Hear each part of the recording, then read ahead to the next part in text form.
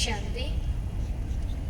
जब हम इस विषय पे बात करते हैं कि जनसंख्या ताकत है या आफत है, तो पहले समझने की ज़रूरत है कि जनसंख्या एक एनर्जी है और कोई भी एनर्जी या ऊर्जा को अगर आप सही दिशा देते हैं तो वो ताकत बन जाती है। आज हम परमाणु ऊर्जा की बात करते हैं।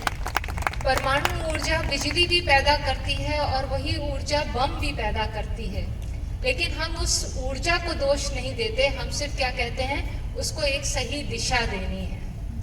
ऐसे ही जब हम इसकी बात करते हैं तो जो जनसंख्या है वो समस्या नहीं है, लेकिन समस्या कहीं ना कहीं है हमारी सोच और हमारी चेतना की। जब हम अपनी चेतना को ऊंचा उठाते हैं, अपने अंदर शुभ भावनाएं लेके आते हैं, अपने अंदर दूसरों के प्रति सम्मान की भावना लेके आते हैं, प्रेम की भावना लेके आते हैं, शांति की भावना लेके आते हैं, तो हर समस्या समाधान बन जाती है। आध्यात्मिकता हमको समझाती है कि जब आप दूसरे को देखते हैं तो उसे एक इंसान, उसे एक शरीर के रूप में नहीं देखें, उसे देखें कि वो एक आत्मा है, एक शक्तिशाली प्रेम स्वरूप, शक्ति स्वरूप आत्मा है। और जैसे ही आप इस दृष्टिकोण को बदल जाते हैं तो आपको 140 करोड़ शरीर नहीं दिखाई देते, आपको 140 करोड़ शक्तियां दिखाई देती हैं। आपको दिखाई देते हैं वो आत्माएं जिसमें पोटेंशियल है, जिनमें क्वालिटीज हैं, जिनमें अनगिनत ऐसी शक्तियां हैं जो बाहर अपने को उजागर करने के लिए तैयार हैं। जब हम डिवाइन बीइंग्स को देखते हैं तो हमें साथ में डिवाइन पॉसिबिलिटीज भी दिखाई देती हैं।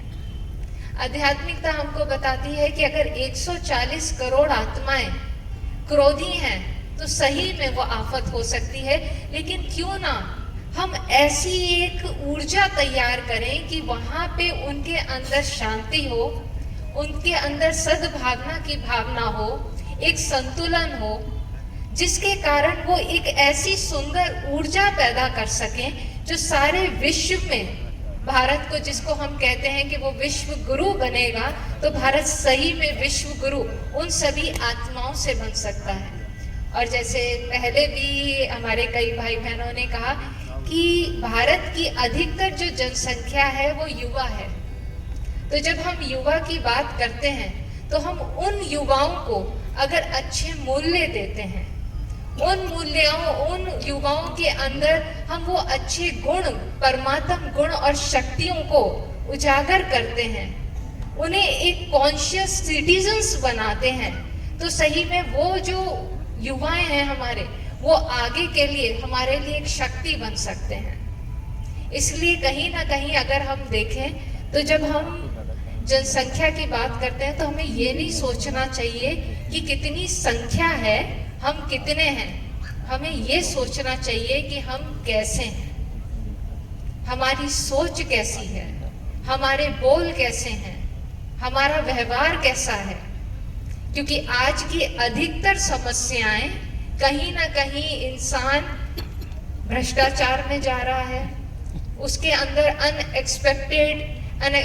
एक्सपेक्टेशंस बहुत हैं, कई तरीके की उसकी इच्छाएं बहुत हैं।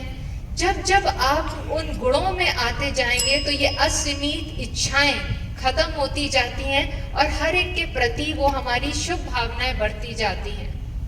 और अगर मैं सही में बोलूं तो कोई भी राष्ट्र कभी संख्या के कारण नहीं गिरा है।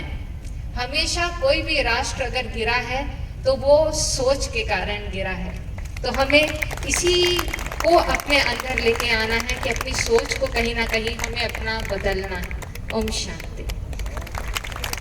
ओम शांति। सुप्रिया जी ने बताया वो तो आपने समझा, पर यह भी सच्चाई है कि हम उस सनातन संस्कृति से आते हैं जहां पर इंसान तो छोड़ दीजिए, अगर भगवान का भी नाम लेते हैं तो महिलाओं का नाम पहले लिया जाता है।